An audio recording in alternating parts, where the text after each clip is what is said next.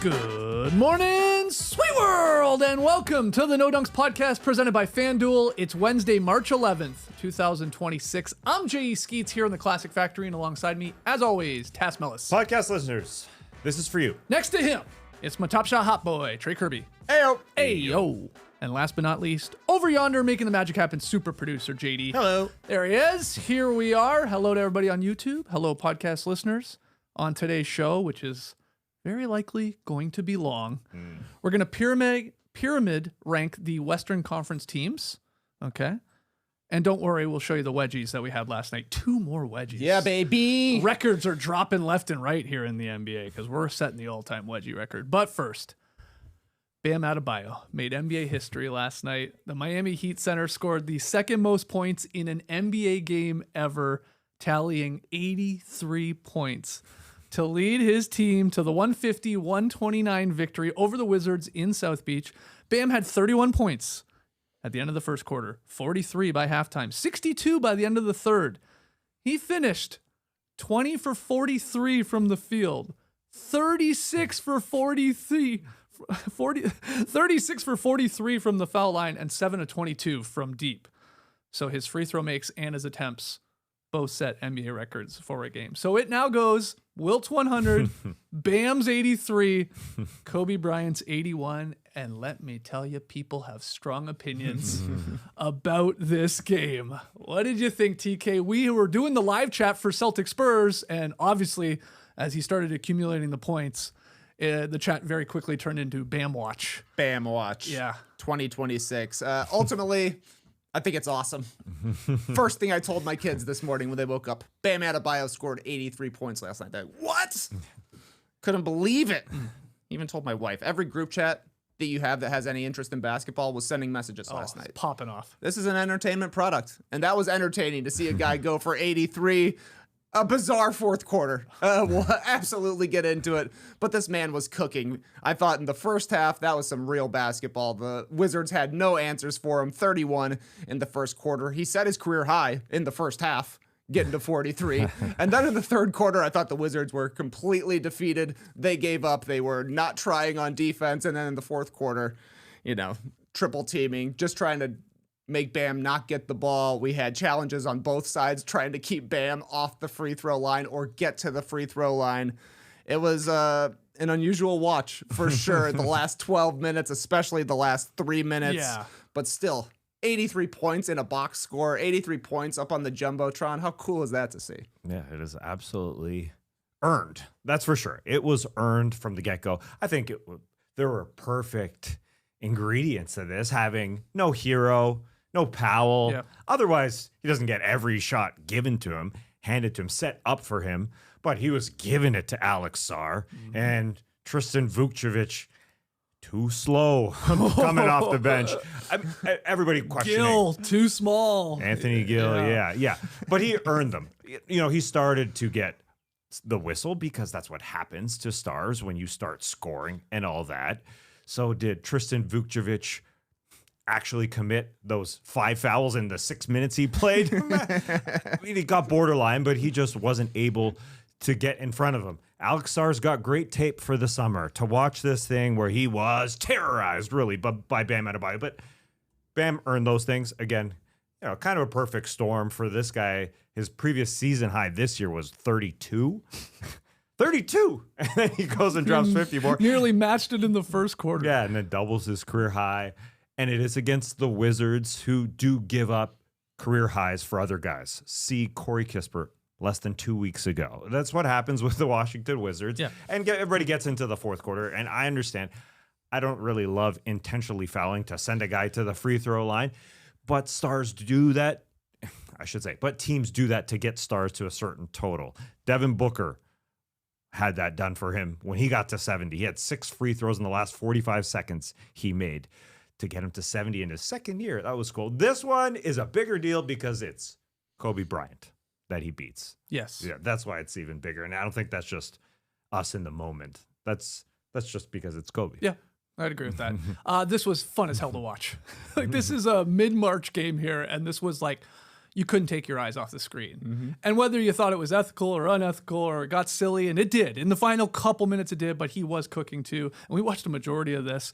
It was so fun to see a guy like Bam in real time, like chase down all these individual records. You said it, Tass. It started with his previous career high of 41 points. So obviously hits that early. Okay, wow. How many he's going to finish with? Like, what about you guys? What did you think? When he had 31 at the end of the first quarter, we've seen monster first quarters before, and then guys like trail off, right?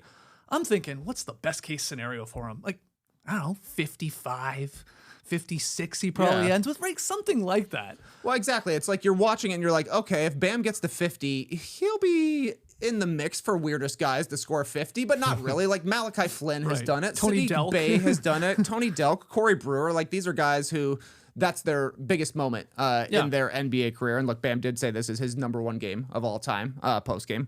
He did score 83, so why wouldn't it be? But then he gets to 60, you're like, okay, he might really be the weirdest guy to score 60. Maybe it's Kemba Walker, but he's a scorer, right? He's a guy that has the ball in his hands. Bam is a post player whose like go-to shot is a midi. And then, I mean, realistically, I thought he would get to about 60 and then not play the fourth quarter. Right. Because they were up by like 25 to 30 points for the entire time. Players are often pulled when that's the case, but Bam will never have a game like this. Not just 83 points. It wouldn't be surprising to me if he never gets 50 again. It wouldn't be surprising to me if he never gets 40 again. So, he's beloved in Miami. He is Heat culture there. Eric Spoelstra said, this is the most you've ever been on fire in your life. We're going to do everything we can to get you a total as high as we possibly can. Yeah. And to go back to him chasing down people, he beats his previous career high of 41. Then it's like, we were having fun in the chat. It's like, is he going to surpass his girlfriend's, AJ Wilson's 53? A game you were at I was there. versus the Atlanta Dream? Okay, you're watching that. So it'll be a fun little story. Like, who will have that in the household? He does that. Then it's like, okay, is he going to pass LeBron's Heat record of 61 that he did against, like, the Bobcat? Okay, he does that. And then, it gets to that 70 mark. And suddenly you're like, oh, my God, he could. If he plays, if they keep force-feeding him, he could go for this. And it's like, wow, this is realistic that he could get to 80 and obviously surpass Kobe's 81, which he does in the end with free throws. Like, it was just wild to watch unfold in real time. It's a shocker for a guy whose career high was 41 to double that thing in one night. And here he is in year 9. This isn't year 2. Right. This is where we are. So as Trey said, if he doesn't get to 50, that's not surprising at all. If he doesn't get to 50 ever again, I should say. I mean, it's not, because it's Bam, and because he doesn't go into his dribble package to create his own shot. It's a mid-range shot, or it's a hook shot. And I started to think, all right, the dinkers and dumpers as we watched back all the first quarter and the second quarter and the third quarter. But he did put it on the floor, and he was hitting his threes, and people were saying, oh, that's only 7 of 22 threes. That's not a lot of threes. It's not a great percentage. He did take a lot of shots. There's no doubt. You got to shoot a lot to get to 80. That's hard work to shoot that many shots from the floor and from the free throw line and miss shots. But yeah, it's hard work, and you can tell too, because they played in red jerseys, and these Heat jerseys, you can tell when a guy's sweating. He had different colored jerseys by the end of the first quarter. Top very dark, bottom still crispy red. Yeah, I did see Kelly Dwyer point this out, that Kobe's high when he got to 81 was 62 points. So that's like, okay. Yeah. You scored 60 before, but this one was just a shocker. Oh, yeah. Wilt, when he scored 100, led the league in scoring. Right? Kobe, when he scored 81, led the league in scoring. Like, many guys are obviously elite scorers, so it's strange that this is Bam Adebayo. Yeah, oh yeah. Very, very strange. But, like, when you get to that 70-plus points mark, are all of them ever in any of these games guys have done it? Like, are every bucket or every foul drawn ethical, so to speak? No. Like Wilt Chamberlain, I know we don't have footage of this thing, but by all accounts, people that were there was fouling going on in the fourth quarter in a bid to get him more possessions for the Big Dipper to get to the 100-point mark. Like, there was hijinks is what I'm getting at. Kobe, look, he led a comeback versus our Raptors, no doubt. But then in the fourth quarter, I mean, it was all Kobe. He took basically every shot, every single free throw as they piled it on to try and obviously run it up and see how high he could get. Devin Booker, you brought up that one. I mean, that one's mad wonky. And that was in a hilarious loss, too, if I remember correctly, for the Suns. And then even like David Thompson and David Robinson, like they're establishing like personal highs while they're trying to set like basically pointless points per game records and stuff like that. all of these, for the most part, have something that gets a little silly, or you're like, okay, is this really basketball? Because to get to that number, you sort of got to do this. But it doesn't mean it's not entertaining. You absolutely do have to do that. You got to score free throws to get to 80 plus or to 100, which somebody's going to get to 100. It's going to happen, guaranteed. But it's the only way to score without the clock running is shooting free throws. So that's how you do it. This reminded me of a Kobe game, but not his 81-point game. It reminded me of his last game of his career against the Utah Jazz when he scored 60 on 50 shots, the most ever taken in an NBA game. And it was like, we don't want to see anybody else touch the ball. The Utah Jazz were out there looking like extras that game, and that's what Bam's teammates were. That's what the Wizards were for the most part, though they were... It was awesome. It was awesome to see how hard they were trying to keep him from getting the ball. They had two guys step in to try and take a charge on him. It was ridiculous. Chief Keef, the coach of the Wizards, he said in the fourth quarter it turned into not a real basketball game. It wasn't, but it was still fun. Yeah, and Chief Keef... didn't double until the last 3 minutes. Yeah. I mean, they're playing just single. What a time to decide to Now is the doubling. time. Yeah. And the ugly part was that they kept committing those fouls with two guys on them and just were playing very bad defense and just didn't know how to get the ball out of his hands. So that was the ugly part, and the not fun to watch part. Yeah, just because seeing a guy go to the free throw line because they're not good at defense. Yeah, because the Heat are making it very clear they want Bam to get to Kobe's record. The Wizards, after getting cooked all game, are deciding to try and foul others to halt this scoring barrage. So it's these two obviously different game plans here bumping up against each other. And it got really, really silly at the end when they were triple teaming him in the backcourt, and he finally, he's forced to pass the ball. And it goes to Drew Smith, and they're like, "Oh, they foul him." And then then they're purposely missing free throws to try and get it back and all this stuff. Right at the end, you can roll your eyes at it, but you could not look away because you're like, "Oh my God, I don't care how this happens. This might happen." Yeah. And just a lot of shot attempts. I mean, that had to have been exhausting because here's what I was thinking throughout really a lot of this game, not just the fourth quarter. We used to talk about or you'd hear a casual fan when they watch LeBron James, they go, why doesn't LeBron James just drive to the basket every single time and just barrel over guys or barrel through guys? That's sort of what Bam was doing for a majority of this game. He was like, what if I do that? All right, let's give it a go. That was the strategy in the fourth quarter, for sure. I'm going into the lane. They're going to foul me, and they're going to call the foul, or I'm going to chuck up a three and try and kick him with my leg. Yeah, it was insane. But Spo said after the game, when he got to the 70 mark, it was like, I'm not taking him out. When is this possibly going to ever happen again? I want to be here for this. I think that's what ends up happening. You're obviously at home. The coach, the assistant coaches, all the players. I even think the referees got to get in on it a little bit, right? Where they're like, holy crap. This is they're looking at the Jumbotron. They're seeing he's got 75, 76. Oh, all right. He's drawing contact. Let's call the foul. You got to get caught up in it is my point. Once he came back out for the fourth quarter, it's like they're going for it because he had already set his career high. He was at 60 plus, I think, at that point, right? He was at 20. He had 21 in the fourth. So might as well go for it. Good thing they're the best conditioned team in the NBA. You got to put in a lot of work to go to the line that many times. Yeah, and his teammates and the whole organization, as you said, he's a pillar of this organization. They love this guy, and that makes sense why they're continuously giving him the ball and letting him do his thing. I agree with that. He's a team guy. He's not a me guy, and that's why Asia Wilson, who was in the arena, was invited to hang out and do the press conferences too. He's always about other people. He's always been about that. So on this spectacular night, you give him the ball and you watch him go and try and hit Kobe's 81. He did that. If only it was 2 months earlier, because that would have been the 20-year-ish anniversary of Kobe doing it. Was it January 18, 2006? Yeah, 2006 for sure. Yeah, so whatever. It was super close. And we can all talk about it. And that's what just makes people the maddest is that he beat. Oh, of course. Kobe Bryant. Oh, they're absolutely livid because stans. think about it. Think about any Kobe stan, any argument they've ever had, I'm sure, with other people about the greatest players of all time or whatever. They're bringing up Kobe scoring 81. I mean, it's definitely one thing he had on Jordan. It comes up all the time. And so now those Kobe stans, they say that, and the person gets to go, who cares? Bam scored 83. And you're like, oh, damn. That's a shot to the heart right there. That's going to put a hole in your in your idea about Kobe a little bit, but like it's so silly too. Like you can still think Kobe had a better game in his 81. I think he did. We watched it. We were Raptors fans. He lit our team up. But you don't need to diminish Bam's incredible accomplishment here too. You can again at the end, sure, but they're all amazing. Any of these guys that score this amount of points in a 48-minute game, it's remarkable.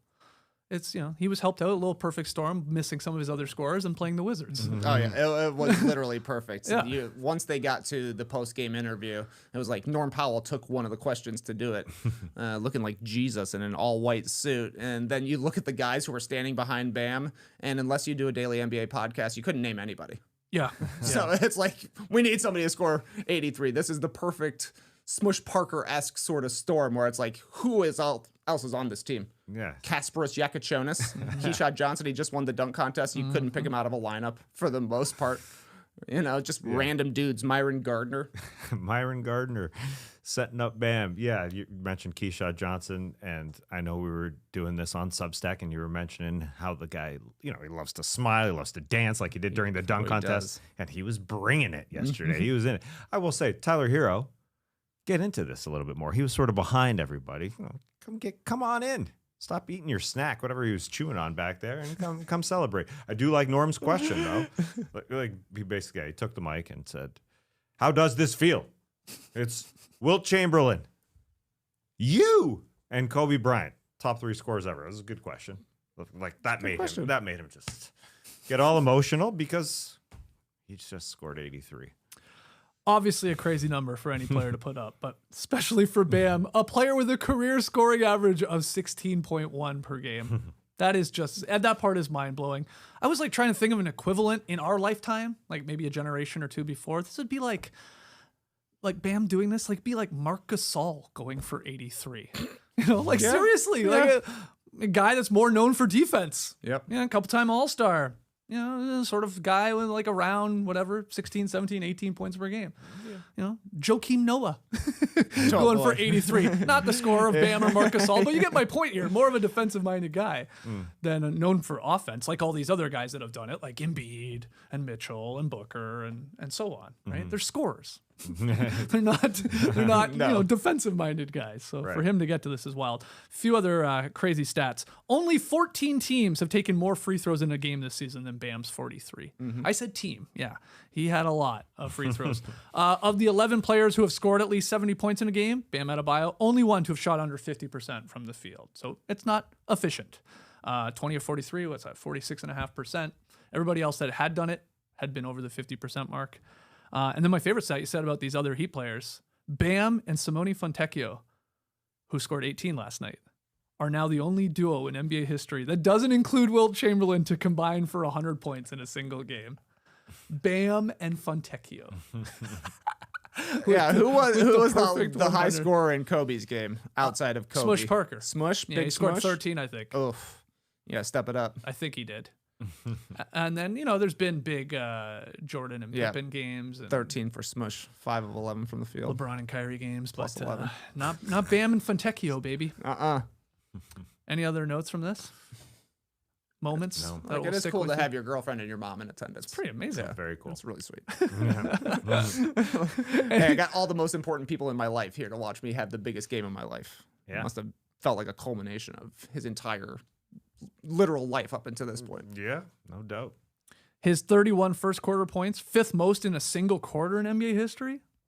Klay Thompson, 37. Kevin Love, 34. Carmelo Anthony, 33. And Karl Anthony Towns had 32. He had a 60-point game. Yeah. People have noted, these things, when this stuff happens, tends to happen in bunches. Like, point being, like, maybe don't be surprised if somebody else this week, next week, go for a weird 60, maybe even 70-point game. Yeah, who I else could do the see Wizards it. play? Yeah. It's all Check about the Wizards' Zards. schedule. Orlando Magic, Hold on, the Wizards they're not even the worst defensive team, are they? they might be right now. I feel like, oh well, they're only 29th on the season. that's what I thought. Who is it? They got the Pacers, Magic, the maybe? Celtics, and the Warriors up next, No, and the not the Pistons. Pacers. Those, Okay. I mean, You could see a 60-point game in every single one of those against the Wizards if Steph comes back. I don't think Pods is getting 60. Utah Jazz, Probably worst not. defense in the league. Okay. Yeah. Keep your eye on those games. And I didn't jump hardcore into the numbers to note this, but as you said, that numbers are starting to, they could come in a bunch here. The last couple of years, we've all been sort of waiting for the moments where we're going to have like 60-point games 3 times in a week. I will say, I didn't get into the numbers, but it just sure feels like the numbers have gone slightly down this year in terms of guys getting to 50 or 60. Like what was the season high going into last night? Jokic was 50-something? 54 maybe? 57? Is that It was in the 50s. forget. Oh, yeah. yeah. We haven't even had a 60 Yeah, burger. forget this. Forget looking into the stats. They just haven't been happening. Yeah. Like the way we were waiting for it when we saw Luka get to 70, right? We were waiting for this stretch of like a January, February, we're going to see like 20, 50-point games. They're just not happening. Also, like, I don't want this to interesting- get overlooked in this crazy Bam game because there's a lot of talk about the efficiency, obviously, the 20 for 43, and then all the free throws that he hit and how many he took. He is just the 7th player in history to attempt at least 22 threes in a game. And this might be the weirdest part of this game because, like, yes, Bam has added the long ball to his repertoire. Like, he takes more than he ever did at the start of his career, but still strange to see his name on a list that includes Steph Curry, Klay Thompson, James Harden, Damian Lillard, J.R. Smith, and then keeping him company, Marcus Smart. Those are the only other people, along with Bam, to shoot 22 3-pointers in a game.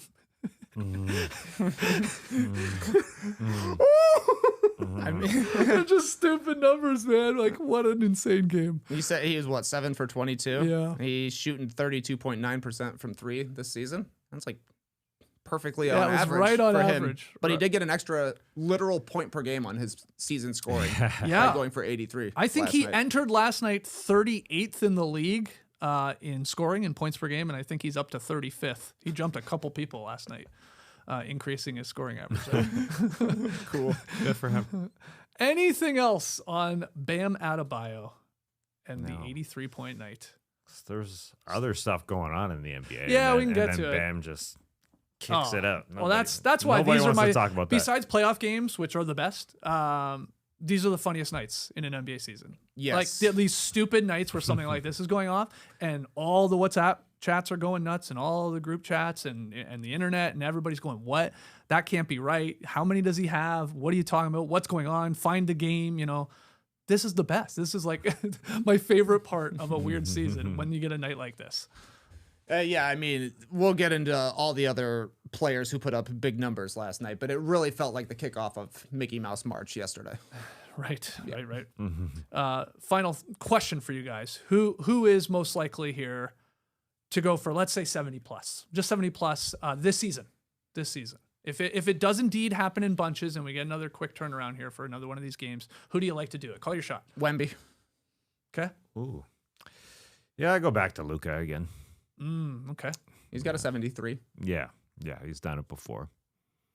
Wemby's fascinating because He's you got to do play the minutes. Yeah. That's the thing. Well, and this guy does. Part of his brand is this ethical hoops. So at a certain point, I get look, the game would have to be close, a lot closer Sure. than this instance, because I feel like Wemby, Mitch Johnson, the Spurs, maybe they just don't go for something like this. But maybe I'm wrong. Maybe like every team and every coach at a certain point when a guy has, let's call it what it is, like 60 plus at the end of 3. You almost like, I don't know, do you owe it to the league and fans to like give it a go? Give it a go. All right, we're up 20. Who cares? See what you can do. See how they approach you, and we'll see where you end up with. But He could naturally do it because he's also he's more of a 3-point shooter That's a than big than part. Wemby, Yes. than Bam, I should say. So the numbers could just add up. Will he play enough minutes with the Spurs team that says we're gonna sit you, man? So that's the unlikely part, that he's just gonna play 5 garbage minutes at the end. It has to be close, as you said. He hasn't played 40 minutes in a game this season quite yet. yeah, So and it's you gotta do play. need as many threes as you want to hit. You're going to need like 20 free throws. You got to hit a ton Because of you free said throws. it. You got to stop the clock, and you just got to rack them up there. At least 20 free throws to start flirting with 80 plus. So there we go. Let's keep That was the moving. first time Bam has played 40 minutes this season. He's like 31.7 Oh, for the year as well. He's a low minutes guy. So Yeah. that's also weird. We'll end with this tweet I saw from Jason Maples about the Bam game. The beautiful irony in that Bam game is it can be twisted to fit any agenda you have about today's game.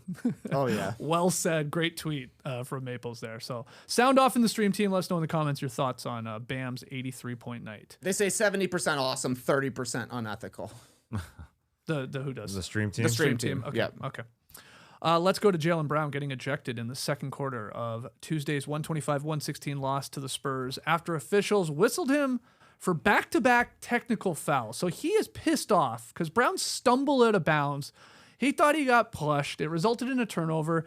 Brown goes back and he's arguing with official Tyler Ford on the way back down to the other end of the floor. I mean, he's giving it to him. And I thought Ford let him go for a little bit.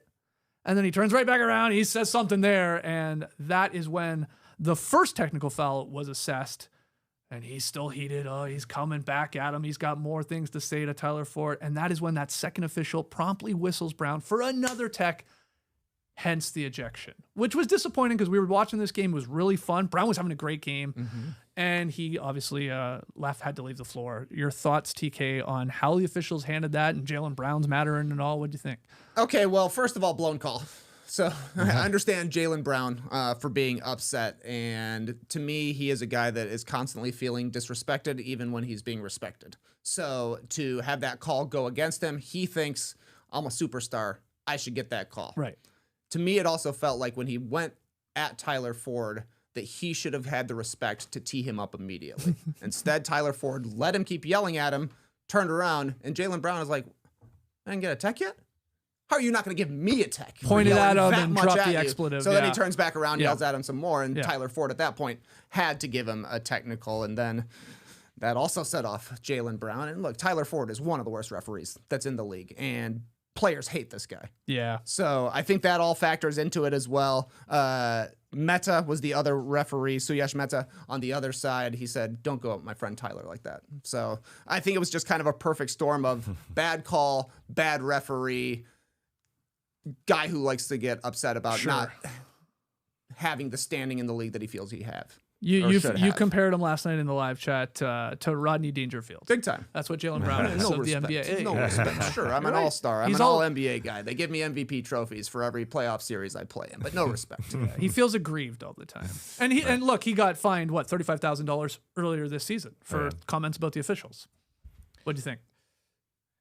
He went too hard, that's for sure. At the same time, I did want to see Tyler Ford deal with it rather than the secondary referee jump in. Because after he got that first technical foul, when Tyler Ford goes to the scores table, 7, he's got it, technical foul, he starts to walk back to his spot.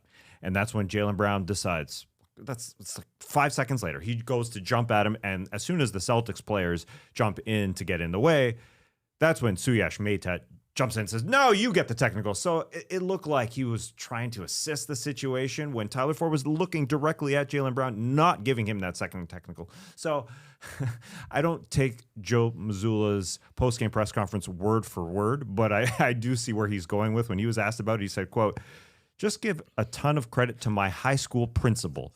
He had the balls to throw a student out. He didn't leave it to the hall monitor. That's pretty funny. He called Suyash Mehta a hall monitor. Now, Mehta is a young referee. He's 34 years old. And so I think that's a tiny part of it. If he was a vet, he would have allowed the other vet, who's the crew chief as well, Tyler Ford's the crew chief, to deal with it. Yeah. One-on-one, let's deal with it. You don't got to jump in when Tyler Ford was clearly not doing anything to eject him. That's all. But Jaylen Brown was super hot. He was hot. He was hot. And especially, okay, over a non-call that, let's be honest, wasn't really all that, like in a game that was very physical, this was nothing. It was like hand on the hip. Yeah, a little push. He did stumble. Was he selling it or not? I don't know. But like, it's not a lot going on here. Like, it's like it wasn't like he was smacked in the face or a cheap shot to a rib or something like that. This was like next to nothing. So it was just, he was pissed. And I think it's a huge part of I don't think he likes Tyler Ford. I don't think a lot of guys like Tyler Ford. Look, he's got a punchable face. There's no doubt. There's sort of something smug about him, you know? Yeah. But I thought, to Ford's credit, he did okay, all right, let's hear it. Okay, you yelled at me, you point at me, you said, go F yourself, whatever he said. I'll give you that first tech. And then maybe probably would have stopped. Now, he kept coming, and that's when Second guy was hall like, monitor okay, got get out of here. involved. The Hall hall monitor. monitor. Yeah. There was another great camera angle that NBC closed their broadcast with. I thought NBC did a great job yesterday. They went to the live look into the Wizards Heat game to see what Bam Adebayo was doing. I thought that was cool. And they showed at the end of the game the other side of the court where Tyler Ford literally said, "What?" the first time. He didn't hear Jaylen Brown. He said, "What are you saying?" And then Jaylen Brown yelled at him. He said, "Okay," he nodded. He basically nodded. I hear what you're saying, Jaylen. And then Jaylen walked away and then said, "No," like Trey said, "I want a technical foul." So he went back at him. And so there was this communication thing happening. And then all of a sudden to see him come back from the scorer's table and then see another referee, I just thought that was lame. When we're watching Jaylen Brown versus Victor Wembanyama, I thought the first half was really fun for those two guys to go at it. It was super fun because Jaylen Brown went at Victor Wembanyama and said, "Oh, no. I'm coming out." But then the next time he went at him and he scored on him. Went through his chest. Yeah, and then there was just cool plays with Wemby. Jaylen Brown's in the corner, their best player, and they go and double Jaylen Brown in the corner. Jaylen Brown passes out. Then he gets the ball back and they double him again. And then he gets into the free throw line and passes to Sam Hauser, who drains a three. And then he went in after Wemby. Wemby was on the right side, so he decided, okay, I'm going to come out. And then he went to the left side, and he scored because Wemby had to go to get to Sam Hauser. So I just thought that matchup was awesome. And then it was gone. Yeah, it was deflating that for the sucked. game for sure. Because Brown had 8 points, 4 of 8 shooting, 7 assists. He had a couple rebounds. He had a steal. He was playing well through the first, basically call it a quarter or 13 minutes that he was on the floor. He wasn't efficient either. He was missing shots too, but it was their best player. And then Jason Tatum had to take over, and there's no Peyton Pritchard in this game, so that just took away from it. That's for sure. It didn't take long for Jaylen Brown to post his thoughts on social media, though. Soon after the ejection, I mean, he went and got that phone pretty quick. He hit X, he hit Twitter, and he said, "This the shit I be talking about." Be curious to see if that gets him, I don't know, any sort of extra fine or another fine. Potentially. They don't like this type of stuff. They don't. But, he doesn't say referees in it. He could play dumb. He could be like, "I was watching the Bam game." Yeah, maybe. You don't know what I'm referencing. Yeah. Well, we'll see on that. Maybe he was just talking about X in general. Yeah, maybe. He doesn't like it. Yeah, that's right. Things have For You changed. page sucks. But fun game it was, despite Brown getting tossed. I thought they treated this matchup, the two teams, with the requisite respect for a game between really good teams here in March. What are your other takeaways from the actual game itself, TK? All right, 39 for Wemby, 11 points, just a meager 2 blocks. But the Spurs are now 10-0 when he hits 4 or more 3-pointers. He tied a career high with 8 last night. When the Spurs make 15 or more threes this season, they're 21-1. Unbeatable, because he's going to shut it down inside and still score inside. It seemed to me like if I'm the Celtics, I'd be like, hey, we kept Wemby out of the paint. It did feel like he was kind of settling for threes, but he's been shooting them pretty well lately. So that's a scary thing for the league. Question I was going to ask you guys last night, but, we got distracted by Bam going for 83 points. Up or down, Wemby will be considered the best player in the league by the end of next season. So see a Shea, see a Jokic, Yeah. see a Giannis. I'll take down. I think Giannis is kind of being left behind. I'll take down. Right I'm now, going to yeah. take down on next season. What year will he be in? 4? Will that be 4 for Wemby? Yeah. I'm going to still go down because of just the other guys above him in my mind, in Jokic, Shea, or Giannis. Yeah. Or Luka. I mean, It's a good question. I think he will be. I think that's fair. I mean, I didn't see it coming. When we made our MVP predictions, you had him in the top 5, right? Of this season. I just didn't see it coming. I didn't see the off season, what he's become in general as a person, how he's just ready mentally, physically, everything. So I didn't see it coming. So I don't think that would be surprising at all. He's almost essentially there. yeah, no. Especially- he's very a top possible. fiver right He'll now. have to. I think all we get at is he'll probably just have to score more consistently. I think to grab that. Obviously, his team will have to have this team success, which they have, so that's not a problem. But yeah, he'll have to be flirting with the 28, 29, 30 points per game because these other guys do. Now he's got obviously the advantage on the defensive end. He's the most elite defender we've seen in a very, very long time. So he's got question. that. So, Yeah. And he's almost at 50, 40, 90. I mean, not really. He's 50% from the field, 36 from 3, 81 at the line. It's not unreasonable. He's tickling the ivories of 50, 40, 90 next season. And he's like 30 points per game per 36. Yeah, that's true. The minutes played, if he bumps that Yeah. up and all that, that's great. Look, he's already there. Will he be the number one? We'll see. This was a close game early in the fourth quarter, and then San Antonio, I thought, busted it open. Devin Vassell, great, hit a three. De'Aaron Fox, I thought he was awesome in this game. I mean, the funny part about Fox, like he has these good games where you play alongside Webby, so like you're rarely going to be talked about, but he had 25. Looking like Star Fox, and man, the more I watch him, I'm like, ooh, is this guy going to decide like playoff series and how far this team can really go? Because when he's aggressive and the shots dropping, man, they just go level up. And then Wemby splashed another three. The Jackals were going berserk, and that place was going nuts. He had 8 threes and the 39-11. So they sort of just blew the game open right at the end. Yeah. As Trey said, it felt like he was settling a little bit for his 3-point shots, and I thought that was because of a couple things. The Celtics were doing a great job of the double, the soft double that you're bodying him with Keita or Luka Garza, guarding him one-on-one, and then that secondary defender who just come for the swipe. He was just swiping, and that altered his shots a little bit. The second thing that also maybe caused Wemby to hang out at the 3-point line was the hit to the face by Sam Hauser in the first quarter. I mean, that was literally a face palm. You called it the E-Honda skeets. That's right. I mean, literally, it rattled him. It hurt him. I shouldn't say rattled. Nothing rattles him. And that's the great thing about Victor Wembanyama. Nothing rattles him. That was a huge shot. He was looking at that nose that he got hit like 11 minutes real time later in the hallway. And because I looked at the clock because he was 11 minutes real like that's a It was long red time. for sure. He got That was a shot. We had like 4 guys get hit in the face, like in the first like half of this game. Yeah, like different It guys. was super physical. Yeah. That slow mo of his nose rattling, like his nose rattled around, like it looked like a wobbly, like it looked like it was super soft. You know what I mean? Like the cartilage was rattling around, and then he was able to come back and handle. He handled it so well. He does not get rattled. The game before, Şengün was giving him the classic forearm to the neck. No rattle. Yeah. He was totally fine, and that's the great thing about him. You heard it with De'Aaron Fox at halftime when he was interviewed. They basically talked about Jaylen Brown getting super hot and things getting hot, and then Fox said, we don't get hot. Yeah. That's the other side. And so that's the great thing about Wemby. He kept it all intact. Although, again, the Celtics' help defense, I think, got to him a touch, and so did that shot to the frickin' face. Again, that didn't rattle him at all because Wemby is... Wemby, he's just on another mental level than everybody else. Physically, he's ready. Yeah, he's just skinny, but he embraces the physicality. Yeah. Do you think he's paranoid about having bats in the cave? Everybody can see up his nose. Every person on Earth almost. Yeah, you're right. Yeah. Maybe you got to really be I mean, I am. aware of that. I am at 6'5". He's 7'5". Then yes. Yeah, he's got to always carry a hanky. I was just going to say, does he play with a hanky get like in his cleanies? back pocket? Yeah. What do you think of Tatum just before we move on? 10 of 24 points in 27 minutes. Yeah. He took a lot of threes too. Look, there was a lot of 3-pointers taken in this game. Like it was almost like 100 3-pointers attempted between the two teams. But thoughts on Tatum's highest scoring game, at least since coming back? I thought, yes, he looked really, really good. They were going to him in the second half because Brown's out, and here's our guy.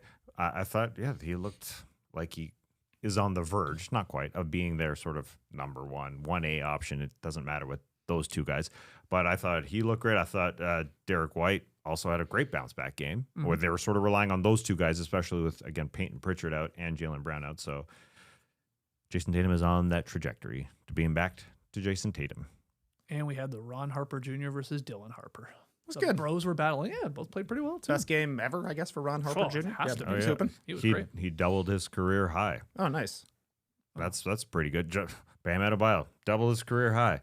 Ron Harper Jr. doubled his career high. Right. When you say it like Just- that, you just leave it like that. Him Yeah. and Bam. Very comparable. Yeah. How How about this for a nickname? Baylor Baggins I Shireman. saw this. Yeah, I had the Hobbit before, Yeah. but then I realized Baylor Baggins sounds Yeah, that's good. better. Yeah, I like it. He's a Shireman. Shireman. Yeah, Shire. I like it. He could also have very hairy feet. He probably Looking at him. does. I Yeah. agree. Yeah. Damn. Yeah. Didn't realize that, but now that you put it that way. But I mean, if the Celtics win a championship this year, he gets the one ring. Come on, it could be good. yeah, he doesn't care, I guess, about his hair maintenance. But I went back and looked at some old photos. He looks like a totally different person like a couple of years ago. I mean, he's now got a Shaggy wild Man. look. Yeah. He's Shaggy. Let's talk a little bit about the Hawks winning their 7th straight. Nikhil Alexander-Walker. Awesome again. Jalen Johnson. Fantastic. They beat the Mavericks 124-112. 112. They led nearly the entire game. Now, they couldn't pull away until right in the fourth quarter, but they did, and they kept Cooper Flagg in check. I thought Dyson Daniels did a pretty good job when he was matched up on him, and this is their longest win streak since a pair of 7-game runs during the 21-22 season. A lot of these wins coming at home. Any takeaways from the Hawks? They're doing a good job forcing turnovers. They forced 14 last night, let them get out in transition. It felt like this game was, for the first 3 quarters at least, just a fast break both ways every single time. 26-7 though for the Hawks on the fast break category. In their last 7 games, pretty easy competition, but they're 5th in opposing turnover rate, and that's how they have to play defense. Okongwu is a mobile big guy, but he's not very tall. He's not a huge rim deterrent, so Nickeil Alexander-Walker getting steals, Dyson Daniels getting steals. That's their best way to defend, and they did a good job of that last night, and they've been doing a good job of that recently. I think they're 8th for the entire season, and that's kind of like their only elite defensive metric. But the Hawks, they know how they want to play with this team that they got going right now. It was awesome to see just the Hawks just handle everything really well, because it looked like the Mavericks were coming back in this game, and Klay Thompson was on fire. And I thought maybe it's my bias here watching Bam Adebayo, but we could have a hot Klay night. And he hit 5 threes, and they started to make a close game in the fourth, and then he missed a shot, and then he had a near wedgie. I mean, it was a thunker, and they couldn't get all the way back. Now, the Atlanta Hawks are that team that we all know with their Twitter account. They used to add up every single W as soon as they extended their streak. It's back, baby. Yeah, it's nice. It's nice to see it. I like to see that. 7 W's right there. They could extend that. They could add some more W's. They play the Nets later this week on Thursday. Then they play the Bucks again on Saturday. Then they play the Magic, which is suddenly like a pretty intriguing game. Big game on March 16th. Just a normal day. That's right. Just a totally normal game against the Orlando Magic. Yes, that's right. That's right. Just normal Monday right. game. But hey, if you're hungry, they'll have some fine culinary experiences down at the arena. You can hear T.I. He's a great performer. He'll be there. He just was going to be there. Absolutely. Oh, no. Yesterday's halftime show was awesome for the Atlanta Hawks. The Renaissance Orchestra, they're so good. Oh, wow. They're literally so good. In comparison, I don't need to do this. I don't need to whataboutism. I don't need to do this. But in comparison to T.I., who will be performing on Monday, this Renaissance Orchestra is ridiculously good. They are so good. And then they were interviewed afterwards saying, yeah, we're doing a live concert at the Buckhead Theater coming up. Okay. I start looking for tickets. Pop, pop, pop, pop, pop. He's like, you know what? They're sold out. And because they're like $400 a piece. And they're worth every dollar. Wow. They're worth every dollar. They're so good. How is the Buckhead Theater? Have you Cool. been? Yeah. I'm going on Monday. Yeah, it's nice. Magic City night. Who are you seeing? Our Lady Peace. Wow.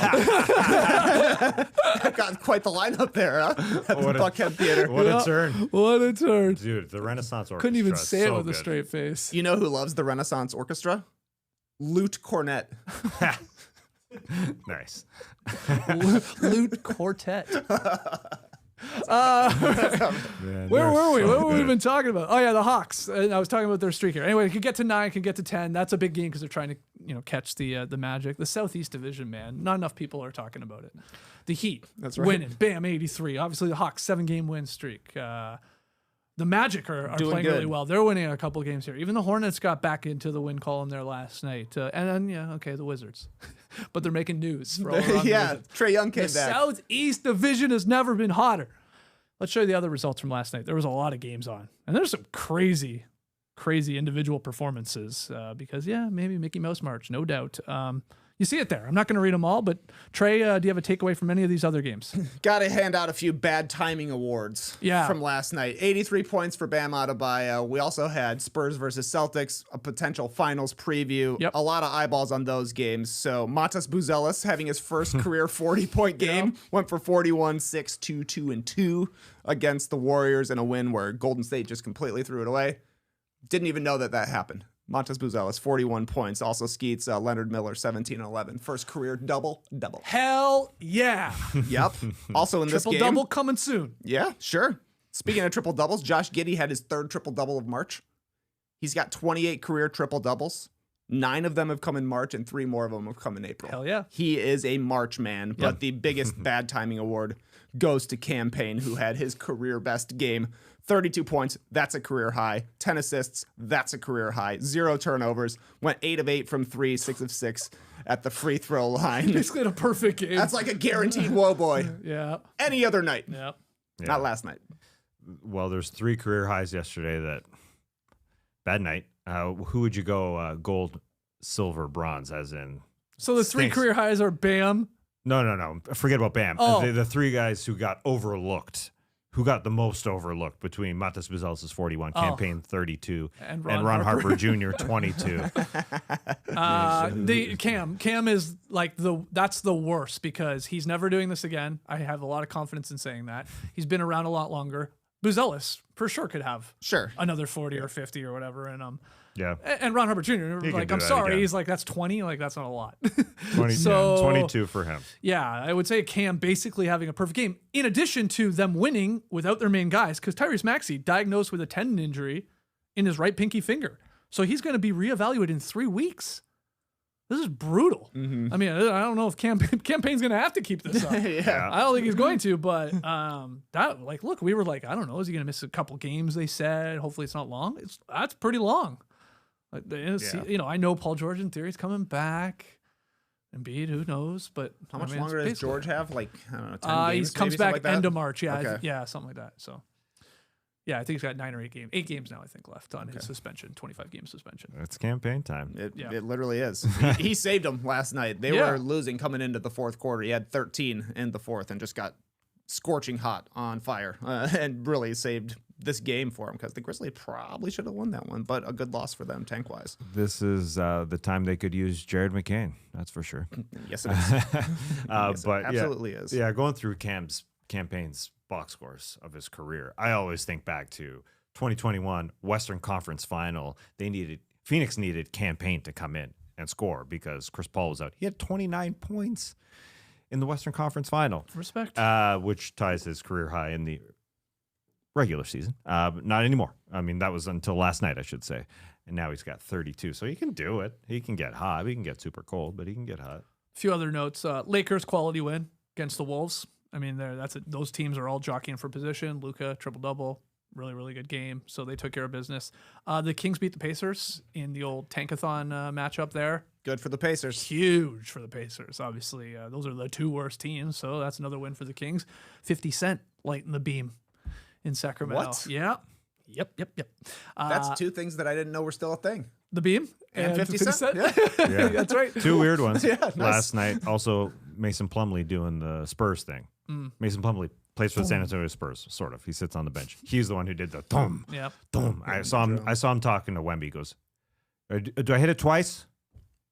Because they need to do a quick tutorial. Yeah, no idea. And, 2 times. And then the Raptors still can't beat a good team. Lost to the Rockets. Got embarrassed on the boards. Yeah, no shock there. They didn't have any of their centers, so that didn't help the Raptors. And that's what the Rockets do, but they got punked. Yeah. I will say Wolves losing to the Lakers. Anthony Edwards, a terrible game. Respect to Marcus Smart, who's still doing his thing. Like, he was into Anthony Edwards shorts a little bit. Everybody taking a turn on Anthony Edwards, but it starts with Marcus Smart. But yeah, bad night for Anthony Edwards overall. The Giannis Antetokounmpo watch over there. Milwaukee loses to Phoenix. Giannis was trying all the way until the final buzzer, essentially. He was in that game. And he can say that to the Milwaukee Bucks and the fans in order to be dealt this offseason. He can look them in the eye and say, I helped us lose by 15 to the Phoenix Suns. No, he can look them in the eye and said, I tried for 13 years, everything I possibly could. So no one thinks the otherwise. This is the weirdest. No one thinks Giannis has not given his everything to the Milwaukee Bucks. Yeah, I know. I don't. Okay, so these final 20 games don't matter, is my point. Whether he plays or not. So they have no impact at all on his legacy if he is to leave. None. Yes. He brought him a fucking title. Well, okay. I know that. I'm just saying. I keep hearing this. I said it, because it expedites it. It makes it faster. The fact that he is trying to send them to the playoffs. He's trying right now. It makes it just allows him to be dealt this offseason. I see that. I disagree. It has no impact whatsoever on whether he'll be moved or not. I know. That's my opinion. It's if you're a fan in Milwaukee, like you were a fan of Vince Carter in 2004 when he was dealt, and he sat the second half of the season before getting dealt because he had jumper's knee. Or was he injured? Or did he not want to play? Giannis Antetokounmpo's not doing that. He's playing basketball. He's playing till the last minute. So you as a fan, not you as a media personality, you as a fan paying $40 to sit in those 300 level. Okay, if I had season tickets, I'm happy that he's playing. Yes. Exactly. Sure. Exactly. But, so that expedites him, that makes it faster to allow that love to happen now. I don't think it matters. Yes, at all. it does. It does. I don't think so. Because Giannis, every time he plays 100%. That's never been a question. Vince, at the end of his Raptors career, that was a question. Well, Are you really giving your all? And we were proven that he didn't because he immediately went to the Nets and went back to scoring 25, 26 games. So we were right that he mailed it in. Giannis tries, but he could be sitting games. Yeah. But he's not. He's playing again till the last minute. This was a double-digit loss. And if that bet on whether or not he'll be dealt, or not, it's not a bet, it's a peer-to-peer wager, whatever the heck it's called, on Polymarket or Kalshi or FanDuel predictions, make that bet that he'll be dealt before next season. Make the bet, I guess. Don't bet, but make that bet. But it's not a bet. But it is a bet, but it's not a bet. Just get involved in the markets. Look, I would rather see Giannis playing and going out losing than him giving thumbs downs to the fans. You know? Yeah. And that's one of the last things he was doing before this last injury. Also, Hornets, Blazers took place last night. Good win for the Hornets, but something that caught my eye. Our buddy Tom Haberstroh put up a list during the game. Wild shot takers. He had 6 names on there. I'll give you Dame Lillard as one of them. You know, he's Portland there. So you probably wouldn't have guessed that one. Can you guess the other 5 who are considered Tom's wild shot takers? So the subjective list here from Tom, just like the audacity to take crazy shots. The audacity to take crazy shots, and I'll say they're playing the Hornets. So they're all the other 5 Blazers. LaMelo Ball. LaMelo's sure. on there. Luka's got to be on there. Luka's on there. Yeah. Oh, okay. You said obviously Dame. Dame is on there. Yeah. Who? Current players? All currently active. One guy is currently not playing, but I mean, he takes some of the wildest shots we've ever seen in league history and makes a great percentage of them. Well, is Jokic on this list? No Jokic. That's surprising. Yeah. He takes some pretty crazy shots. I'll give you Steph Curry. Oh, Steph. You're Steph, just Steph. not thinking of him since he's not playing right now. So two other names. Two other names. One guy didn't play last night. One guy did play last night. And that's good. I like this. Who else is wild with it? Jordan Poole? No, I agree he is. That was not on Tom's list though. Are they good players? One is a current award holder, and one will win an award at the end of this season if he qualifies. Peyton Pritchard is on the list. Okay, he takes a lot of bombs. Yeah. And then one more. You said great half-court shooter. Would qualify. Hopefully so. Because he's a shoe-in to win one award this year. Long as yes. LaMelo, Dame, Steph, Peyton Pritchard, Luka Doncic, and Victor Wembanyama. Tom Haberstroh's wild shot takers. Wild shot takers. The baby. WSTs. We had that list though. I do like Tom. That's great. I like that it's subjective. Tom's usually, all about the stats and stuff. Right. He's getting a little Kirk in his Spock. Yeah, that's right. We had 2 wedgies last night. We did not forget about them. We usually start the show with it, but we had to go with Bam today. But in the Bam game, we had one, which was hilarious. Bilal Coulibaly with number 57 on the season there. And then a little bit later, this one sort of nearly slipped through the cracks because there was a lot going on last night. But thanks to everybody that noted that Jalen Green had won against Milwaukee. And so that's wedgie 58. Look at that pace. Yes. Eat your heart out, Barry Bonds. 58 wedgies. So we are setting the all-time record, which is 63, and it might happen in the regular season. That's our 5th wedgie of the week here after a very slow week last week where we only had 1. So they come in bunches, just like guys scoring potentially 60, 70, 80 points in a game. Nice. Yeah, potentially. We'll see. Yeah, the second highest scorer this year was Jokic. Not even at 60. Yeah, what was he? Bam, it was 56. I Okay, looked at 56 earlier. was it? Okay. Jalen Green, yeah, that thunker. I'm surprised, as guys you like to call, March Warriors, Mickey March Mouse, Jalen Green. Good game last night. He's a 25, 24, 25. Once March started, he's a perfect March man. It's awesome to look at some of the career splits. Like I looked up Giddey and Jalen Green's career splits, and they just dominate. Yeah. Once you get the 3 there, the 3 and the 4 there. This is their time of year. It is, yeah. It's cooking. Let's take a break, and when we come back, pyramid rank the Western Conference. Right now, new FanDuel customers can get up to $300 back in bonus bets every day for 10 days if your bet loses. Here's how it works. Place a tournament bet using the token. If it doesn't win, you'll get up to $300 back in bonus bets every single day for 10 straight days. 10 days. That's 10 chances to play all tourney long, from game props and money lines to spreads, totals, futures, and more. You can even mix things up with same-game parlays for a shot at a bigger payout. However you want to fill out your bracket, FanDuel makes it easy to stay in the action day after day for 10 days. So visit the FanDuel Sportsbook app today. FanDuel, it's time to dance. It's time to dance, baby. It's time to dance. Dance time. Wait, is time that to what the dance. copy says, or did you take my line from yesterday? What did I say? It's time for you to dance. It's time for you to dance. Yeah, right. It's just time to dance, period, but specifically for you. Yes. I'm looking at you. It's time for you to dance, Ziggy.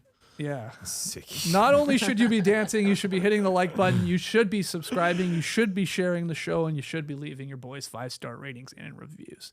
And thank you to everybody that has. Also, thanks to everybody that joined us in the Substack live chat last night. You know, it started as a Celtics Spurs live chat, and it was, and we went back to it, but it really turned into Bam Watch 2026, which ended up being quite fun. Exactly. It was perfect timing for him to start piling up the points as soon as Jaylen Brown got ejected. Yeah, that's right. You know, it was kind of at the exact same time. It was funny. All right, TK, we're ranking the Western Conference here. All right, we're ranking the Western Conference, and we're doing it pyramid style. I don't think anybody's ever done this. Ranking things in a pyramid. Never. Basketball things in particular. This is a new thing that we came up with. Yep. Building the pyramids, just like in Stargate. So here's how it's going to work. There are 4 tiers for the 10 teams that are basically locked into the Western Conference playoff spot. We'll have 4 teams in the bottom tier, tier 4, 3, 2, 1 at the top. It's a pyramid. Does it always blow your mind that you add those numbers together, you get to 10? Doesn't it just sound... Hold on, stick with me. It just doesn't sound like they're going to add up to that high a number. I don't know why. I always have what to do you think do it should come out to? Like less 7? than 10. Yeah. Yes, 7 or 8 tops. Not 10. Okay, But it I do think maybe the first time I thought about the way that like pins are arranged on a bowling lane. Yeah, it's weird. That they do it Okay, like that. yes, it is the It is pyramid. point. That's our signal for it. If you do this, this is Kobe Bryant clear out. Get out of the way. This is we're ranking things pyramid Yeah, style. and So the we're going to start Illuminati. pyramid style. Tier 4 are 4 least likely to win the championship teams. I'm starting number 10, Portland. Yeah. Number 9, Golden State Warriors. I had a tough time ranking these two. Yeah. Denny Avdia just came back. He's played a couple of games for the Blazers. Steph Curry apparently is texting his teammates saying, I am going to come back this season.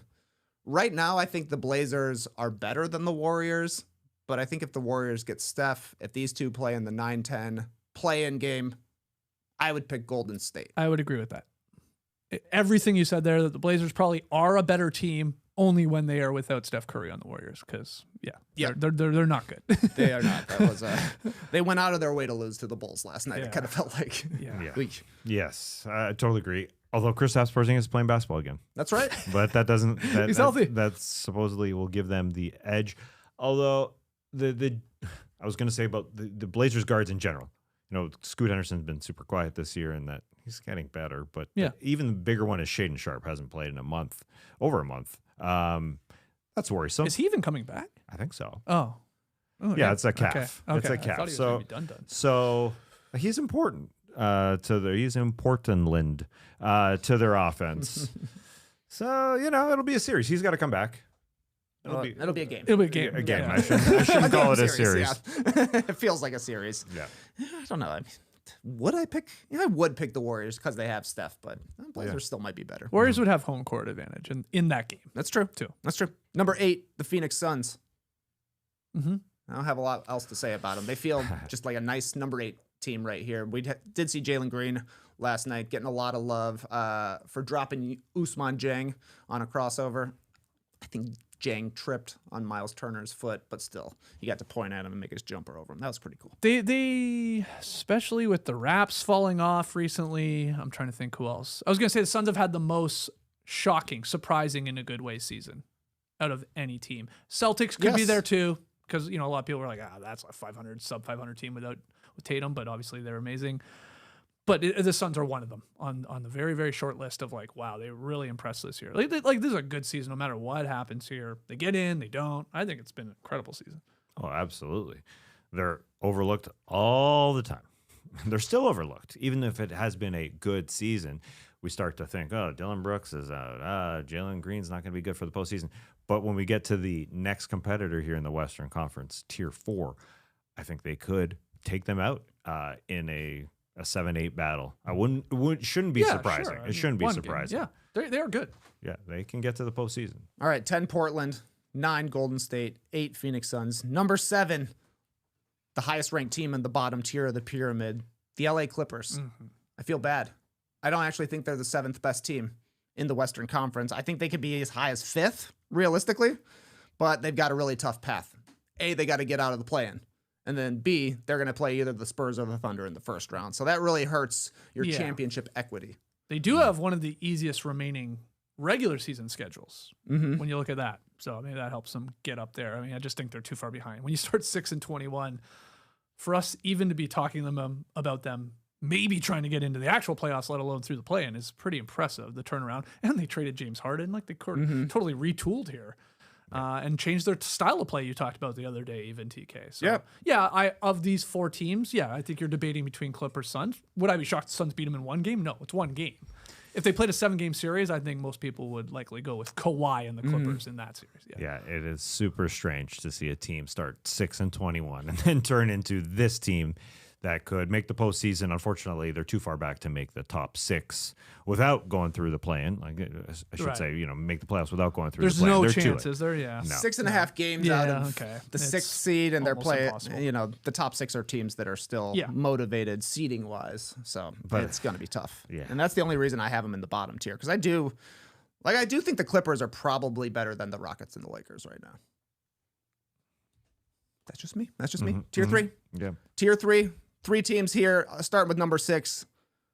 I'll give you number 6 and number 5 at the same time. The Houston Rockets, number 6. LA Lakers, number 5. I think they're both teams that have a lot of flaws, but I trust the Lakers in the clutch a lot more than I trust the Rockets, which is why I have LA at number 5 ahead of Houston.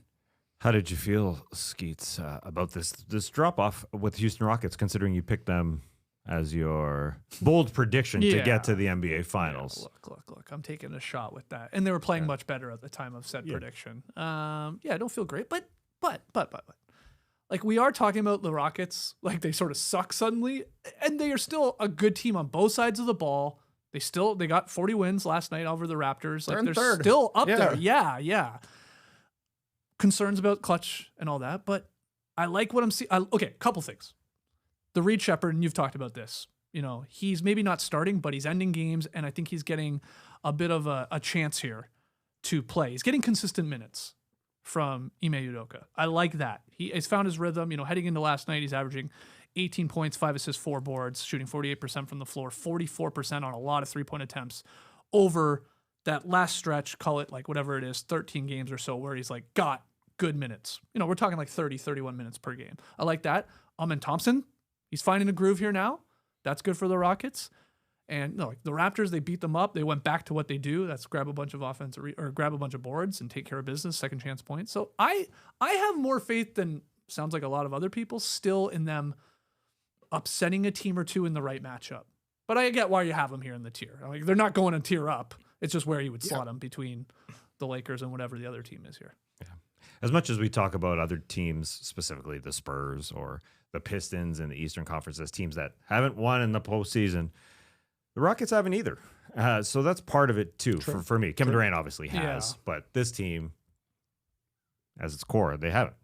But period. They got there last year and they lost to the Warriors in round 1. You sort of got the two main pieces that I don't mind, though. You got Kevin Durant, who's been through a million playoff series, and you got Udoka, who, as your coach, has been there, done that. Yep. Now, how do you feel about the potential of Van Vliet coming back? Where's Fred? Is that basically dead at this point? Where's Fred? It's getting late, man. Yeah. I don't know. Dead Van Vliet. I don't think so.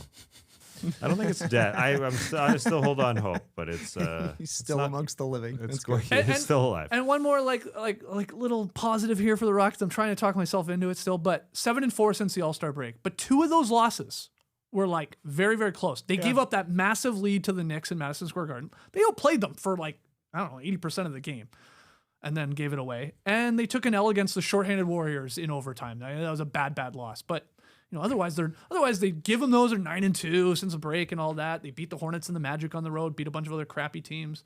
So I still believe, God damn it, a little bit. Sure. Yeah. It's going to be a matchup game for them, I think, for the Lakers or for the Rockets. Yeah, standings wise, it's important for them to keep going because they're in third currently, but only a game and a half above 6, so they could easily fall down. I wouldn't want to see them on the road. You never see them against a super good team, obviously. So I think that helps them. And then to talk about the Lakers, I mean, this is they're a riddle wrapped in a mystery inside an enigma, man. They are. They're at 40 wins after beating the Wolves last night, but they have like a plus 1.1 net rating. That's like that's closer to like the Atlanta Hawks than it is the good teams of the Western Conference. They've had a bunch of injuries that they've sort of weathered. They're amazing in the clutch.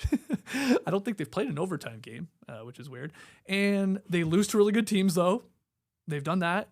They're somehow better without LeBron. 10-2 with Luka and Reeves in the lineup and no LeBron. Marcus Smart is suddenly insanely important. DeAndre Ayton both sucks and is really good. They're just weird teams. So they're a weird team. I don't know. There will be people that will convince themselves there's a path to the conference finals, and there will be a lot of people saying, no, they're going to lose in the first round no matter who they play. So, right? They are an enigma. Yeah. There's no doubt about that. The only certainty is that LeBron James is going to play enough games to have the most games played in NBA history. Just got to play 6 more. He's going to do that. Nice. Yeah. That's the only certainty. And I bring that up because he has to be going well into the postseason because we all question his defense and he's extremely old. But he can pick it up when it comes to the postseason. And he's got to do that. He's got to do that for them to turn it around. But those other questions, will DeAndre Ayton still be cooking in the playoffs? Legitimate question. Marcus Smart was questioned coming into this season because he is also old and has played fewer games the last couple of years. Will he still be basically their point of attack defender? He's been really good this year. And as I said last night, he was doing a good job against Anthony Edwards. But those are 2 questions. Will they keep it up? And the other old guy, LeBron James, will he be able to really give it in the postseason? Too many questions. At number 4, the highest ranked team in tier 3, and honestly, to me, probably a tier 2 team. You could make an argument for them being number 3. I got the Minnesota Timberwolves. Yeah. It's the right spot for them. Yeah, I think so. They get better in the playoffs. They did a good job. They traded Rob Dillingham for Ayo Dosunmu, basically, is what happened because Mike Conley took a little trip around the Eastern Conference and ended up right back in Minnesota, so they didn't lose out on him. They added Kyle Anderson, who knows if he'll be part of the playoff rotation, but at least he helps for the rest of the regular season. But yeah, they played great, and then they just lost. I think they went 2-1 against the bad teams, and then didn't look great against the Lakers last night. They're just very, very two-faced to me. Yes, they are. This whole tier, I was going to say, you got the Wolves, you got the Lakers, and the Rockets. This tier is let me ask you, do you trust me? That's what this tier is. Because I can't trust you from night to night. A lot of these 3 teams. You watch them and you're like, either of these teams, you're like, oh, they look awesome. This is a legit team. And then you catch them on the wrong night and you're like, this team stinks. Like, what's going on? A little concerned. Julius Randle's in a slump right now for the Wolves. Now, the funny part is they were winning a lot of games despite the slump, but I saw Basketball Poetry break down his numbers since the start of February. Like, he's averaging like 18 points, like 44% shooting, can't hit a 3. His assists, his steals, his impact metrics are all down across the board. Again, they won a lot of the games, but I don't love like the flow he's in right now. And he's important, obviously. I mean, Ant needs help offensively. So that was an interesting note from Basketball Poetry. Great Substack. If I recall correctly, Julius Randle had his best playoff run ever last season. That's the one. Right? Ups and downs for sure, but yes. LeBron and Draymond, maybe is who he was going against. I don't remember, but I do remember him doing good. Yeah. They took out the Warriors in the second. Now round. he had the lowest bar imaginable coming into the playoffs, right? Because yes, that is true. His Knicks postseason runs, yeah. but yeah, he was much better. He's got to get going though. Yes, he does. Those percentages ain't gonna cut it. He does. Tier 2. Tier 2. Number 3, the San Antonio Spurs. I've had them first in my power rankings on our Sledder on Substack. It's just the experience factor. That's the only knock on the Spurs. Never been there. Never been there. I wonder if just the amount of games can slow down Wemby. Just in general, overall, 82 games. The man is tired. We've seen it. And so I think that's a part of it. Just overall, winning a playoff series. I mean, I'm not even thinking about winning 3 playoff series to get to an NBA Finals here, but winning a playoff series, the man hasn't done it. I mean, that is in part because of experience, but also just hasn't had to overcome. Literally, we're gonna get to 90 games after a series, and after one series. So that's something. But you're confident that the Spurs are going to beat either the Clippers or the Suns in a first round series. They're the San Antonio Spurs. Yep. Yeah. I mean, that will be a disappointment in my mind if they don't, no matter the experience or not. I mean, De'Aaron Fox has played in a 7-game series. This is a good spot. This is a good spot for the San Antonio Spurs below the 2 teams that are coming. I think that's fair here in this pyramid. I wouldn't knock it down to level number 3, but I wouldn't prop them up over the next team. Well, thank you for saying that. And I actually do think the Spurs could win the championship. You just gotta, can I see it? Yeah. Can I see it? I love I mean, Harrison I love Barnes. that reasoning, though. It's like we can say about every team, like they could win. Well, there's but 2 teams you can't say it about. Who? Teams who have done They're it. coming right up. Oh, the you're just pyramid. saying with their core having won it before. Yeah, Yeah. sure. Hey, Harrison Barnes. Let's not sleep on this guy's experience. Ooh, Luke the Cornett, let's Harrison not sleep on Barnes. this guy's experience. Damn, I thought Harrison Barnes was going to be the reason that the Warriors won Game 5 in the 2016 NBA Finals when they were down 3-1. I was at that practice. I was at that practice, and I thought, Draymond Green suspended 1 game. Pfft, they'll be fine. They'll be fine. They're the Golden State Warriors. See that Harrison Barnes guy? He's shooting shots, yeah. Was he the It's reason Harrison they Barnes, lost? probably. He 'Cause wasn't. I know they did wasn't say good. goodbye to him that summer. Yeah, he wasn't. He was Julius Randling it out there at number 2. It's the Denver Nuggets. I made this pyramid yesterday after a convincing loss against the Oklahoma City Thunder. But that proved to me that the effort level can get there for Denver. Shea lit them up, but they had a chance to win, especially with Jokic hitting that crazy shot. So to me, it's like their defense can get there, assuming Peyton Watson comes back, looks healthy. And I do think Jokic even has another level he can go to. He played great against the Thunder in this game, but he was kind of taking a backseat from a scoring perspective in the first half. We've seen him in playoff series realize that he needs to be the scorer for the Nuggets rather than necessarily the creator. So I think he can play even better. He seems to be rounding into form after coming back from his injury. So I do have Denver at number 2 in the Western Conference. Yeah, we talked about it all season. Aaron Gordon is very, very important to this team. I think the Nuggets are a bottom 5 defense without Aaron Gordon, and they are like a top 5 defense when Aaron Gordon plays. So he obviously has to round back into form here and play and stay healthy. And then you're always liking your chances with Jokic and Jamal Murray in the 2-man game offensively. They're still a lead offense team, but you got to add a little defense because what are they? They're like They're very 23rd or something in the league in defensive rating. Again, Aaron Gordon missed a bunch of time, so that's a big part of the why. But it's like very tough for teams when you're in the bottom third of the defensive rating to like go and win the whole damn thing. You got to be better on that end. Yeah, Aaron Gordon is so key to being above the San Antonio Spurs, even just as we look at them, because Aaron Gordon is also, it doesn't look like he is entirely healthy, even though he did come back and was awesome. I just mean over a long period of time as a younger player. He's 30. It just seems the hamstrings are getting to him a little bit, but yeah, they can pull it together. They do have that effort level, and we will see Peyton Watson come back, and I do think he is a part of that defense just on another level who wasn't a part of that 23 championship, really, just to take them athletically to another level. And he was damn good while Jokic was out. I want to say yesterday we talked about the hair maintenance of the Denver Nuggets and the handlebars of Bruce Brown, but more specifically Jokic's big mop. He needed a haircut, and I thought there was somebody recently who got a haircut after the game, and it was Jokic. It was December 26th. If you remember that, he literally played with a big head of hair. went back to the locker room or wherever he gets his haircut, got buzzed, and then he went to the post-game press conference with a haircut. Okay, Cool that story. does ring a bell. Yeah, Yeah. right around the holidays. Somebody brought it up in the Okay. comments, so shout out to you, commenter. That just proves your point, though. He's got a quick cut. He could get it done at any Oh time. my god, Quick cut. Yeah. probably takes like 10 seconds. It's just one clip, right? Like one hair clip. Like Yeah, he doesn't get any sort of fade or anything. No, it's just like he got a fade once, and everyone's like, "Whoa, Yeah. new cut alert! Look at this guy."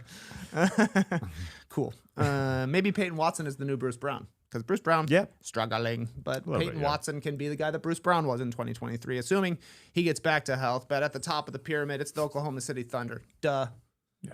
They're good, and they're the defending champs. They've got the best record in the league, and they haven't had their second best player for the majority of the season. Crazy. Chet's missed time with an illness. Caruso in and out of the lineup as he usually is. AJ Mitchell missed 20 games, came back and scored 24. They feel like they could even be better than they were last season. Assuming Jalen Williams comes back and his wrist is feeling better. I heard Andrew Schlecht saying that due to Williams' injury, it's a hamstring. Is that right? Yes. That's keeping Jalen Williams out right now. He's still able to shoot, so he's getting the most shots he's been able to handle since having this wrist surgery during the offseason, which maybe gives you a little bit of encouragement that if his leg is fine, he will be a better shooter because the percentages have not been good for J-Dub this season, and they do need a number 2 guy to take over. And look, maybe it'll be AJ Mitchell sometimes. Maybe it'll be Cason Wallace sometimes, but you would rather go with the guy who's done it before. Yeah, my question was going to be, do you believe the Thunder could defend the title and win it again without J-Dub? Let's say he just never played a single minute of the postseason. Yeah, I think I think it's still a debate whether Yeah. you think they're that good, but I think my answer is no, actually. Yeah. I mean, from what we saw last year and how good he is and how important he is, I don't think they could do it. And it's not like last year, they swept the Grizzlies, yes, but 7-game series against the Nuggets, took care of business against the Wolves in 5, and then 7-game series against the Pacers, who obviously then lost Halliburton, a very resilient, scrappy Pacers team. So, and he played a part in all these series. So I think they need him. Yeah, I think so too. Who else is going to break somebody down as a defender from the perimeter? I mean, you mentioned AJ Mitchell. You mentioned Cason Wallace. Yeah. I guess it's not Cason Wallace really. Is it AJ Mitchell to this level? He's a better half-court scorer than Wallace for sure. Yeah. But they needed Jalen Williams last year, and a lot of it was breaking guys down, but also just cutting fabulous. Like his cut and his timing was so good. They needed him. So yeah, I don't think they do. Yeah. In all honesty, but these other guys are growing, so they'll just have to prove it. It's a let me see it. That's for sure. My final thought on the Thunder and your pyramid here is, what would be the most difficult path for the Thunder to try and win the title again? Here's what I came up with. Clippers in the first round. Yep. Right? Because we just said that seems to be the best team of that bottom tier. So let's say they're the 8th seed. Kawhi Leonard is Kawhi Leonard. Like they've obviously turned their season around. That would be tough. Nuggets again in the semifinals. That's a no-brainer. Spurs in the conference finals, who obviously have their number. Part of the equation here, right? Yep. What, 4-1 against them in their 5-game season That's right. this year series. And then who in the finals? Celtics? I think the Celtics or the Knicks is the answer here, coming from the East as the toughest comp for the Thunder. I think they've got games to play still between these squads. Oh yeah, one of them later this week, right? Celtics Thunder. Yeah. You're saying because the Knicks got that cup experience? Yeah. I'm just going Cup on. champs. We haven't really seen it this year. I think they both have. No, they beat them. The Thunder beat them in the close game. Yeah, Shea hit the step back on OG. So that was a close game. Put up a fight, and I think there's maybe one more game between the two. Anyway, well, who's the case for another team? I guess. Right. Yeah. Those are the two teams. Probably I would not think. the Pistons. I probably got the Celtics ahead of the Knicks. Yeah. But we'll do it tomorrow. Okay. Right. Eastern Conference. Eastern stuff. Conference pyramid tomorrow. So let's see it. We got this thing. You drew us a picture. Yeah. When I do rankings, I only do hand-drawn art. Yeah. Well, look at this. Look at the color work by you. Oh, you should have seen me with my felt tip markers. My girls are obsessed with drawing. We have so many art supplies. We have so many different kinds of markers, and I was happy to be able to tap in and use it. But my Western Conference rankings going from 10 to 1. Portland at number 10, Golden State number 9, the Suns at number 8, Clippers 7, Houston 6, Lakers 5. Minnesota Timberwolves 4, San Antonio Spurs 3, Denver Nuggets 2, and at the top of the pyramid, the Oklahoma City Thunder. Which coloring job are you most proud of there? Okay, I actually think the things that look the best are Phoenix Suns, purple with orange, and Minnesota Timberwolves, like lime with navy. Worst one to me is Golden State Warriors. I would do that one differently. Yeah, I think I would do gold inside, blue outside. Hey, don't be afraid of a brown. I gotta use brown. That's a good point. Yeah, I'm really impressed with this pyramid. You should have seen the architecture work I was doing. I believe it. I had a ruler out. I was measuring. I was drawing. How do they build these things? Yeah, look. Can I, JD, can you put it back up for 1 second? It's my only problem where my OCD kicks in. I know what you're gonna say. Interesting. We got a thing at the top that's off. We got a thing at the bottom right. I got feel a like hang-dang. I feel like the whole thing is tilted a little downward. Okay, right. now it's interesting you say that. Scoots, you're right. But that's not an architecture problem. That's a scanner problem. Okay. Yeah. Then that's fine. Yeah, it was a mishap with the scanner. That's what I sort of expected. Okay. It's structurally sound. All right. Good. Yeah. Good. We'll do the Eastern Conference pyramid tomorrow. I can't wait. We will. Yeah. Wow, what a show. You didn't want to adjust, using your protractor after scanning, that feature. Turn to the left. Oh, wow. Whatever, man. I mean, Yeah, I did. I wanted to. I did want to.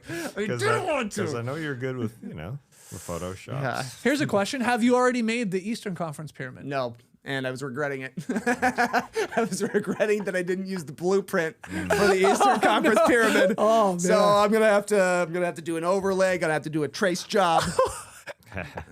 Sorry. I can't wait to match the pyramids. Yeah, match the mids. Man, all right. But that's hopefully the tomorrow. corners will look nicer. Oh yeah, Yeah, you've learned now. That's Now I've true. learned. Yeah. And I think the Eastern Conference one's gonna be more up in the air. Yeah, Like who's gonna be at the top? because of that there's pyramid? hot teams at the bottom Great right question. now. Yeah, so that's right. makes it hot interesting. teams at the bottom.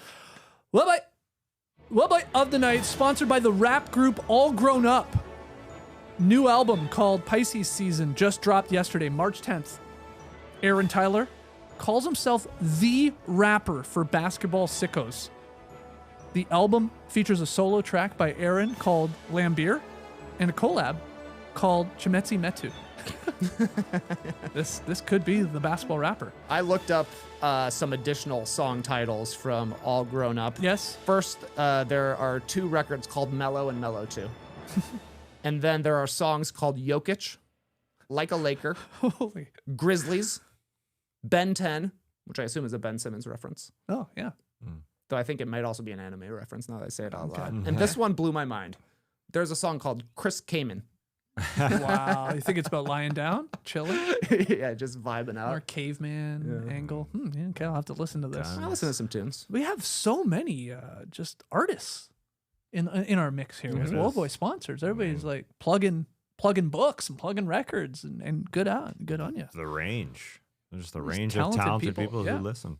Great range. Not a shocker here. Bam Adebayo gets the Whoa Bam. It's not Whoa Boy, it's Whoa Bam of the night.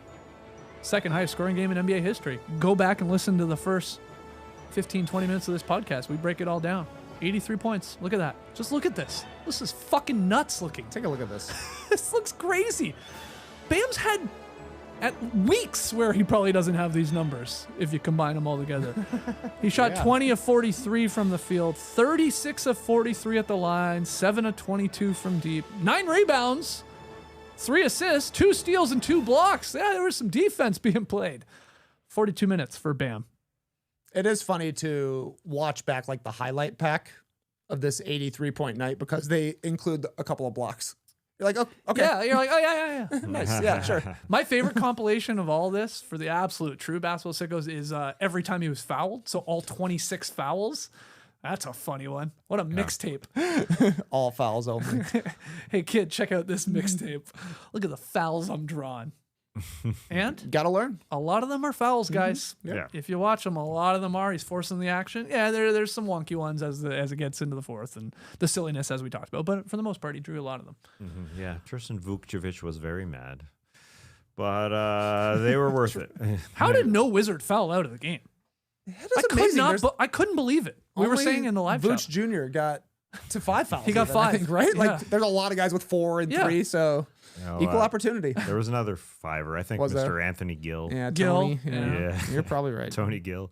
How many fouls did Keith Sweat have? Yeah, exactly. Levert. Keith Sweat. Yes. Yeah. Yeah. Nah. We named I'm him. just gonna let it go. I was gonna What's say his something. first name? Who? What? Sorry. Levert. Karras? No, Gerald. Gerald. That's right. Oh, LSG. oh. I had that Oh, we're album. talking right. I bought that CD. Gerald. Absolute sicko. Bought it for one song, guaranteed. They had one good track on that. Can't remember the name of it. LSG, man. Levert, LSG. Sweat, and Gill. That's like the Heatles, man. My Body. Was that the Yeah, I the think it first was. single? Yeah. It was good. This was bump it. this is in the era where me and Ken, you guys know Ken, where we were know like him. the DJs of said parties at anybody's house. So you would have to just go buy, drop. I don't know how much were CDs at that point. We're getting up there. They're like $28 for a CD Canadian, and you would just buy it for one song, Yeah. just so we could you hear would. My Body in the basement of Ken's pen. All right, while guys. doing shots. Listen to this one. I'm gonna play. Let him play it. Get his freak on. Crazy, You know, man. like track 9. Oh, Ken still got all his CDs. I don't know where mine are. Pick Keith 'em. Sweat. Real name. Where are we going tonight, Tess? I got a big win. I got the Spurs winning last Hey. night. I needed that. All right, here we go. The comeback's on. Rally hat. I'm 2-5. You guys are 5-2. We're going to Orlando. Cleveland visiting. Orlando gets a few points. Cleveland has to win by 4 or more. We get the line at 3.5. Cleveland won both of their matchups earlier this season. Not too long ago. I think was it a baseball series? 2 They games. did do a 2-gamer for sure. Yeah, and Cleveland won both of them. So I guess that's in part why you guys are both taking Cleveland, or just because Cleveland's playing all right. Yeah, but Orlando's playing well. Yeah. And I definitely don't think Jared Allen is playing No, he tonight. is not. And he played against the Magic in He both did. of those wins. So Yeah. I didn't love that, but I don't know. I just feel like it's going to be a step up in competition for the Magic, who have been playing pretty well, but the Cavs are one of the better teams they've faced recently. Yeah, that's why I took the Magic, just because Jared Allen is out, although we're still waiting for Franz Wagner to come back. He's not coming back. You should make it a close one. Sorry, I'm distracted by LSG's track list here. Okay. Because I don't think it was My Body. That was a slow jam, if I remember. We bought it for, I believe, You Got Me, featuring the Locks. Looking back, I'm sure it was a Diddy jam. Surely it would but be. I'm pretty sure that was the quote-unquote banger from the LSG album. Who did you guys take? Okay. I took Gil. I went with Gil tonight. Who's your favorite from LSG? None, really. I mean, You weren't an LSG guy. no, I wasn't. That's I wasn't. honestly a little surprising. Yeah. As Yeah, someone it that is. likes the slow It jams. is. Beautiful singing voices. Gerald, I think, was the more of a tubby guy. He's a more big guy, I think. Cool. There you go. You're learning stuff here, guys. Gil. Wow. What a show. Somebody. What a show. So hold on. We have a Gil in the league. We have a Levert. Tony Gil. We got need Levert. a Sweat. Yeah.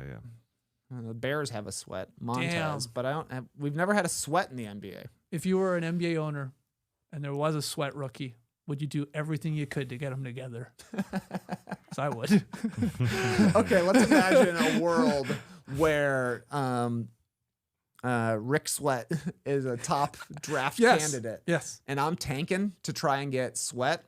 I'm trying to get Karis LeVert and Anthony Gill on the team, 100%. bottom out, and draft him. 100%. I mean, I think all these guys are still with us, right? These 3 guys. Like, I'm sure they would come I haven't perform at really kept halftime. up to date. But Yeah, I don't really know either. I don't think so, actually. We've lost one of the 3. When you did the Levert name check, I think he has passed. That's unfortunate. Yes. That's unfortunate. I apologize for saying he was a bigger man. He was, if I Gerald remember Levert. Yes, he's passed. Damn it. 40. Wow, this Passed at ruins 40. everything.